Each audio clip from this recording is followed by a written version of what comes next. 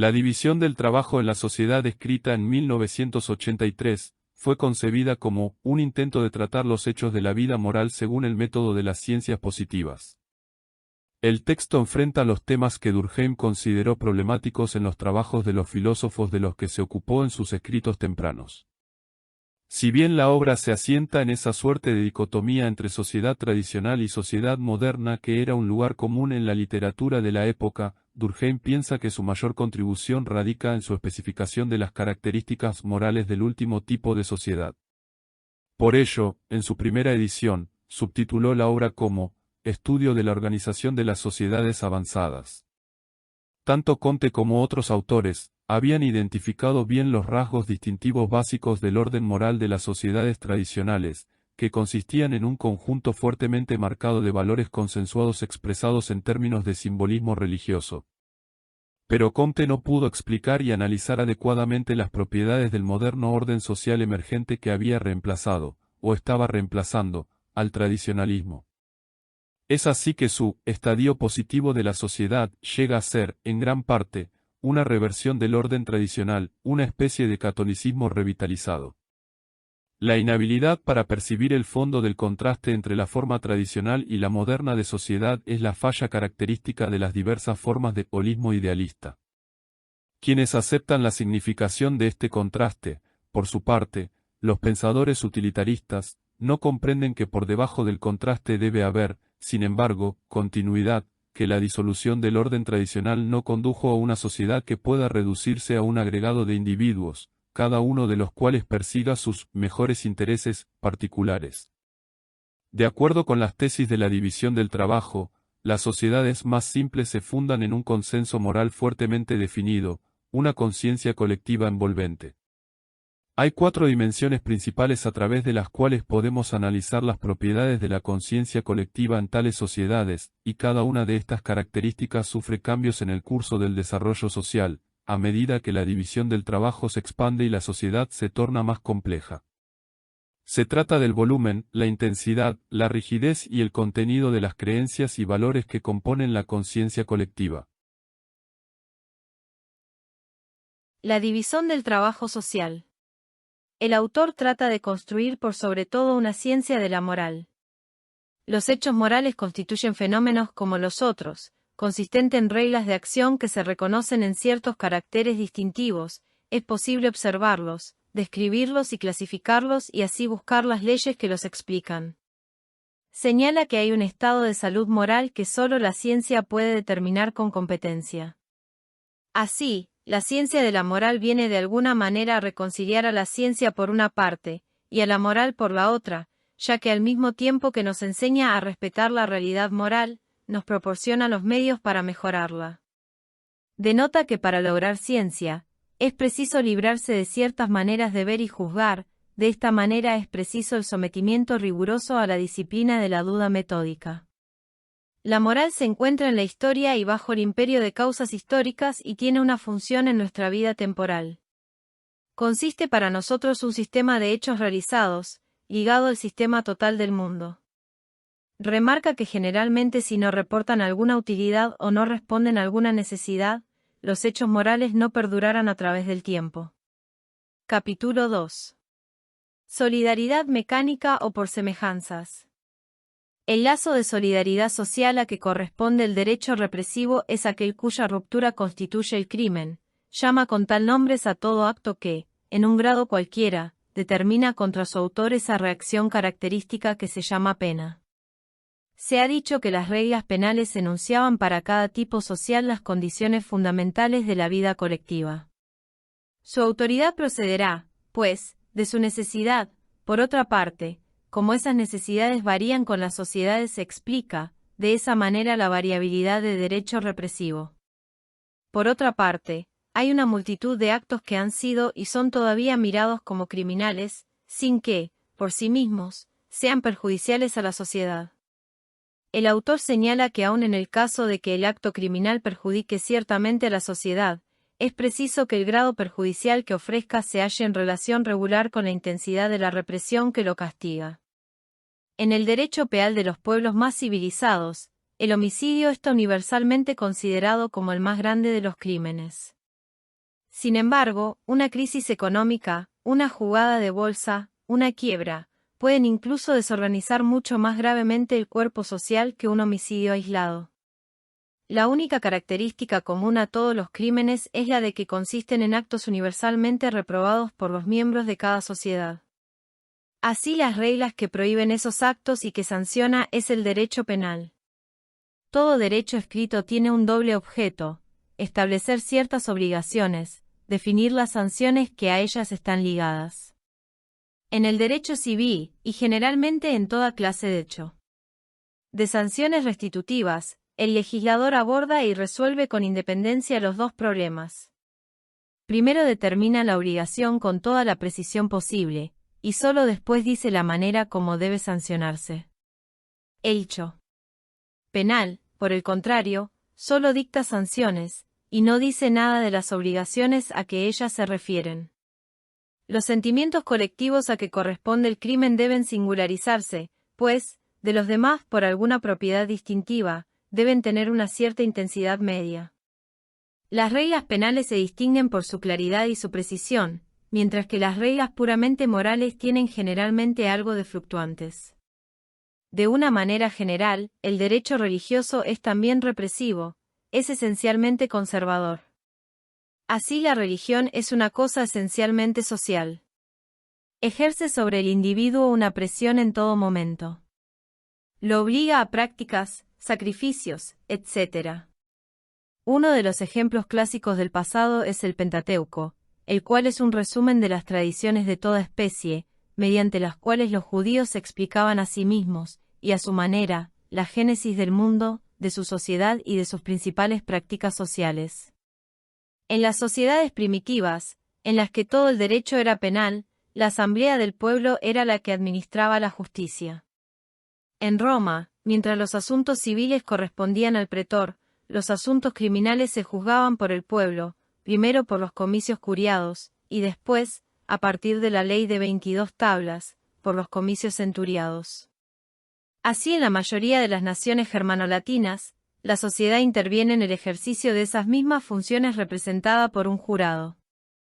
El conjunto de las creencias y de los sentimientos comunes al término medio de los miembros de una sociedad, constituye un sistema determinado que tiene su vida propia, se le puede llamar conciencia colectiva o común. Es difusa en toda su extensión de la sociedad, es independiente de las condiciones particulares en que los individuos se encuentran colocados, ellos pasan y ella permanece.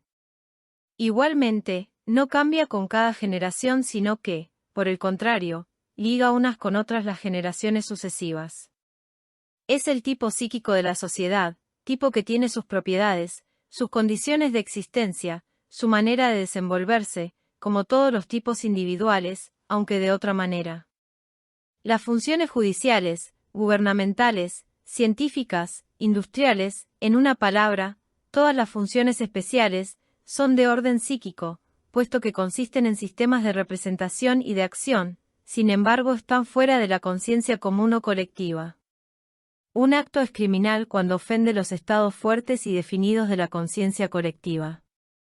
Lo que caracteriza al crimen es que determina la pena.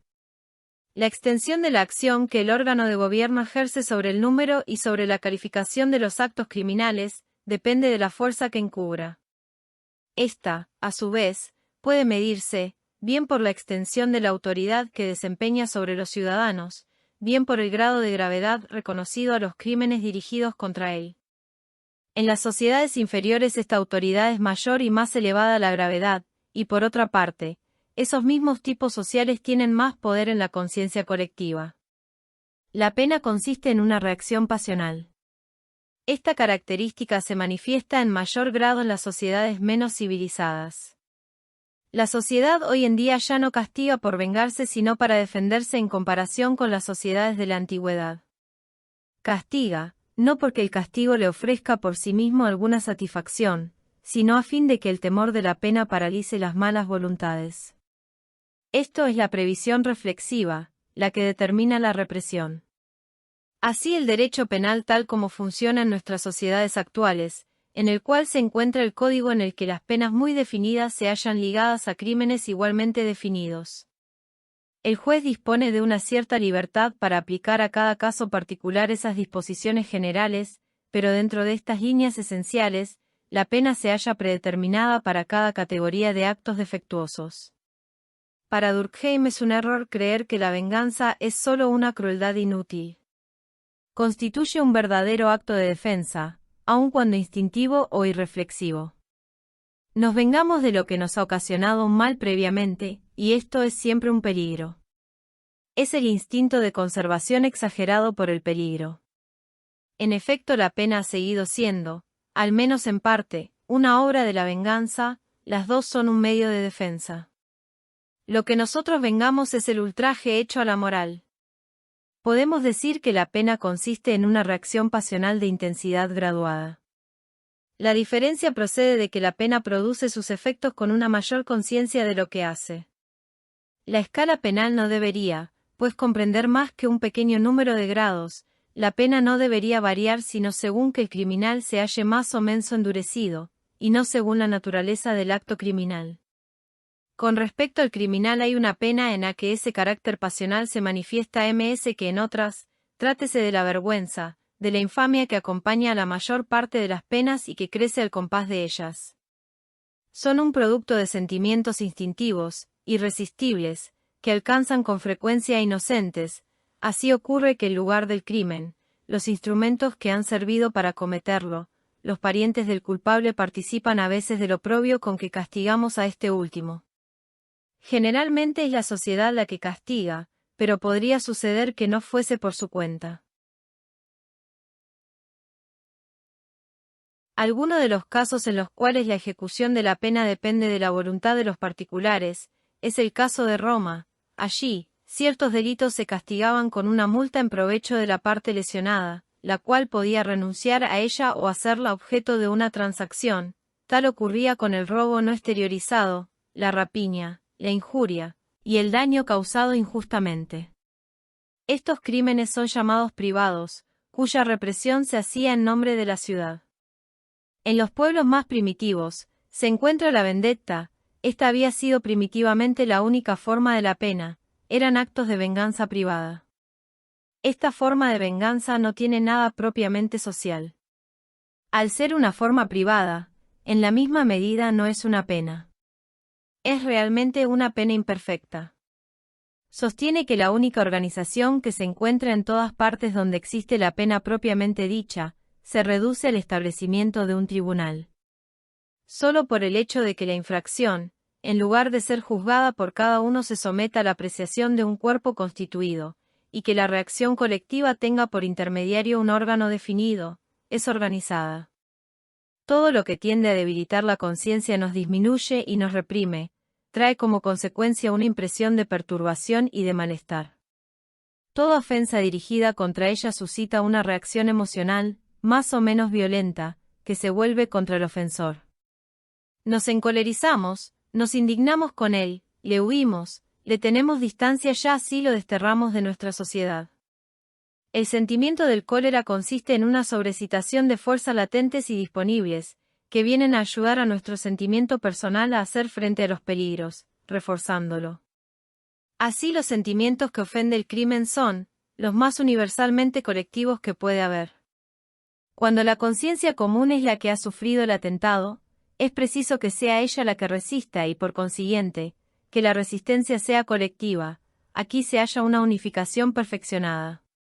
Una característica de esta reacción es que en el fondo de la noción de expiación existe una idea de una satisfacción concedida a algún poder, real o ideal, superior a nosotros. Cuando reclamamos la represión del crimen no somos nosotros los que nos queremos personalmente vengar, sino algo ya consagrado que más o menos sentimos fuera y por encima de nosotros. He aquí, porque el derecho penal, no solo es esencialmente religioso en su origen, sino que siempre guarda una cierta señal de religiosidad. Todos los caracteres de la pena derivan de la naturaleza del crimen.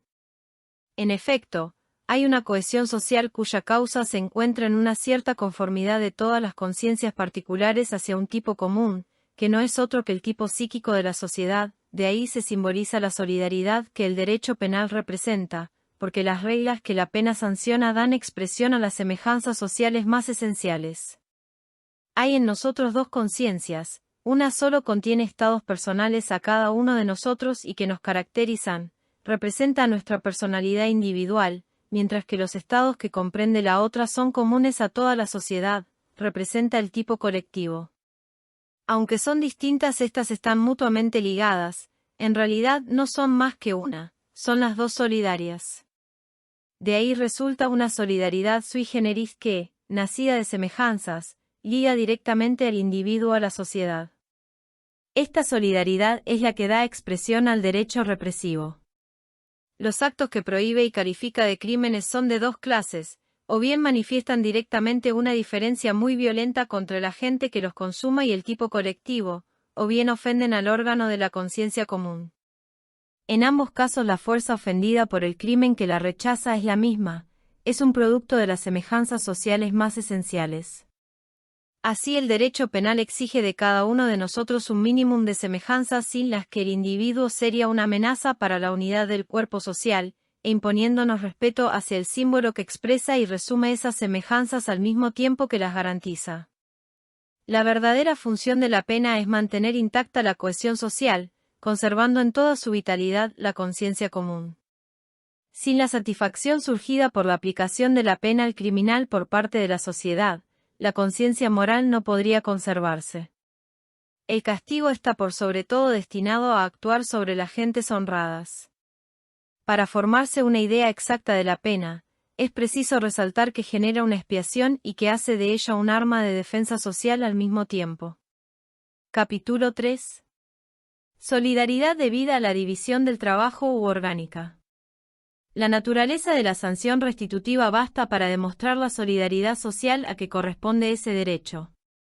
Distingue a esta sanción, el reducirse a un simple volver las cosas a su estado. Mientras el derecho represivo tiende a permanecer difuso en la sociedad, el derecho restitutivo se crea órganos cada vez más especiales, tribunales especiales, consejos de hombres buenos, tribunales administrativos de toda especie, etc. Es necesaria tanto para fundar como para modificar multitud de relaciones jurídicas que rigen ese derecho y que el consentimiento de los interesados no basta para crear ni para cambiar. Tales son las que se refieren al estado de las personas. Aunque el matrimonio sea un contrato, los esposos no pueden ni formalizarlo ni rescindirlo a su antojo. Si el contrato tiene el poder de ligar a las partes, es la sociedad quien le comunica ese poder. Todo contrato supone, pues, que detrás de las partes que se comprometen está la sociedad dispuesta a intervenir para hacer respetar los compromisos.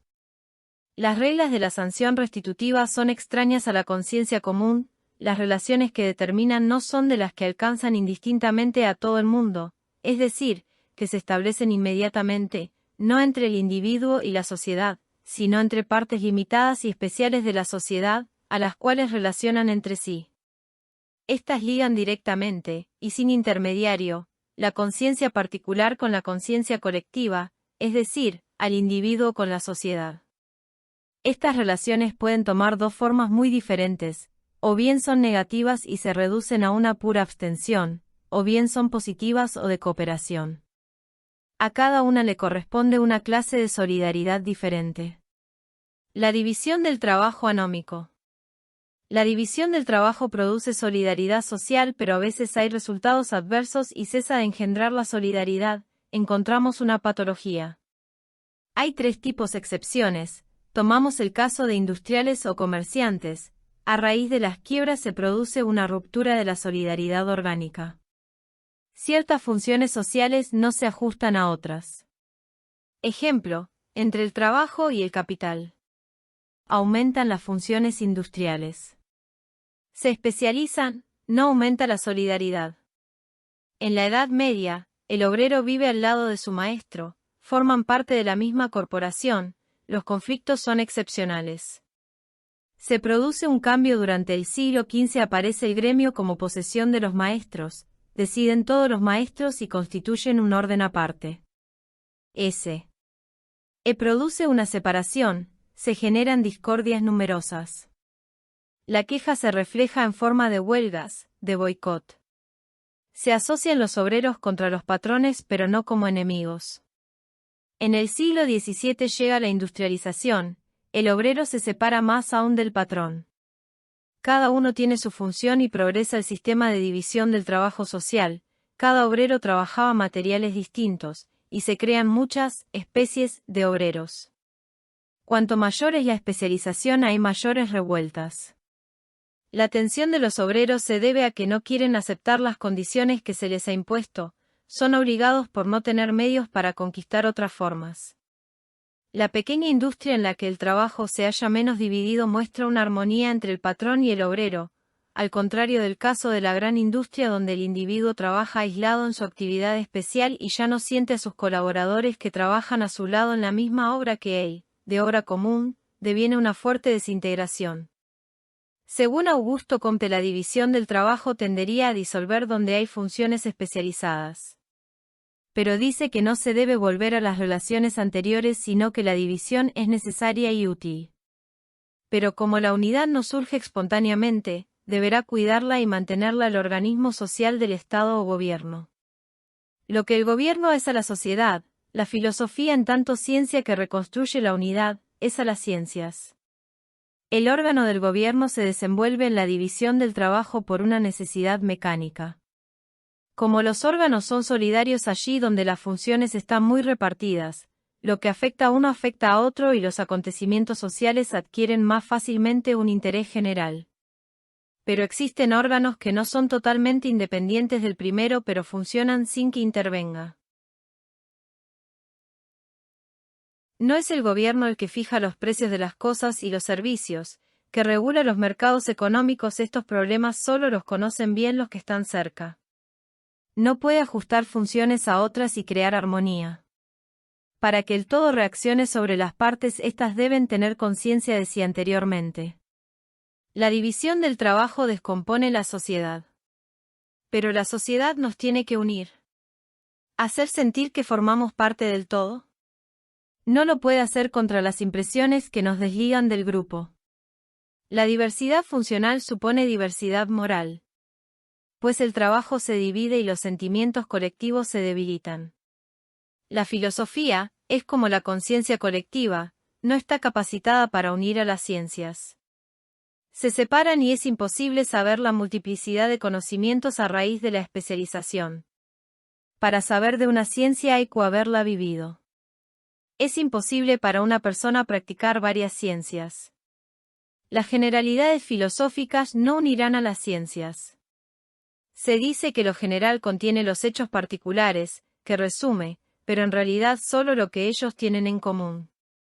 A medida que existen más diferencias, la cohesión se hace más inestable y tiene la necesidad de consolidarse por otros medios. Pero que la conciencia colectiva se debilite con la división es normal, no es la causa de los fenómenos anormales. Se dirá que hay contratos. No en todas las relaciones sociales es posible adoptar esta forma jurídica. Supone una reglamentación. Es temporal la suspensión de hostilidades por parte del contrato. Las relaciones crean costumbres, reglas de conducta, hay un grupo de derechos y deberes que el uso establece y termina siendo obligatorio. La regla no crea el estado de dependencia sino que lo expresa. En los casos anteriores esta reglamentación no existe. No hay reglas que fijen el número de empresas económicas. La falta de esa reglamentación no permite regular la armonía de las funciones. Los economistas dicen que se regula sola pero luego de perturbaciones, cuanto más especialización de las funciones, más compleja es la organización y más se necesitan reglas. Las ciencias sociales si forman conjuntos sin unidad no es porque carezcan de sentimiento suficiente de sus semejanzas, es que no están organizadas. Si la división del trabajo no produce solidaridad es que las relaciones de los órganos no se hallan reglamentadas, están en estado de anomia. La forma que adquieren las relaciones sociales con el tiempo es la de un conjunto de reglas. Los órganos necesitan unos de otros, tienen sentimiento de mutua dependencia. Los cambios entre ellos se regularizan y se consolidan. Con la división del trabajo tienen, las partes, necesidad unas de otras y se disminuye la distancia. Con respecto al mercado, sucede que hay mercados segmentados, limitados. Los productores están cerca de los consumidores y ven las necesidades. Se establece un equilibrio y la producción se regula a sí misma. Por el contrario, se fusionan los distintos segmentos, lleva a los mercados a un mercado único que abraza a toda la sociedad. Hasta las fronteras de los pueblos desaparecen, también las fronteras de los segmentos. Cada industria produce para consumidores de todo el mundo. No es suficiente el contacto. El productor ya no puede representarme los límites, ver bien, se trata de un mercado ilimitado. La producción no tiene freno ni regla. Debe tantear al azar y así devienen las crisis, las quiebras. Para el obrero la condición de vida industrial necesita una organización, pero como fue muy rápida, todavía no se pudo equilibrar. Las ciencias sociales y morales se encuentran en ese estado, al haber entrado las morales últimas al círculo de las ciencias positivas. Los sabios permanecen dispersos, no sienten los lazos que los unían.